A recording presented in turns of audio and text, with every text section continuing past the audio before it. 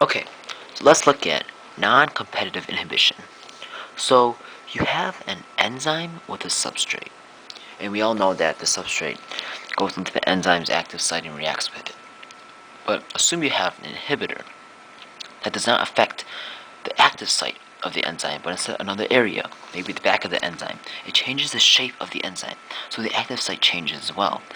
So the substrate and the enzyme reaction still may occur, but it will be slower than before.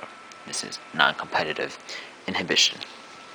Continuing on with non-competitive inhibition, if we have a solution or enzyme substrate solution, two enzymes, two substrates, no inhibitors, Vmax stays constant, Km is the same, yeah, Vmax is also the same.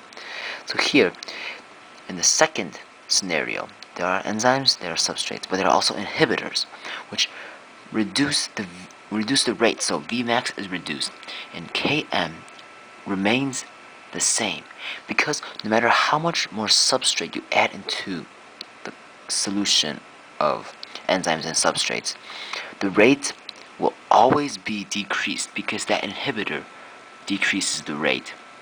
And the substrate cannot simply remove it like competitive inhibition.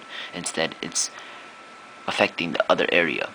So drawing a graph, x-axis substrate, y-axis enzyme activity, the top graph without inhibition, Vmax, is faster, or in a sense it's higher than the one with inhibition, because without inhibition there is no inhibitor that slows down the reaction, while with the inhibitor the Vmax is lowered because it has inhibition.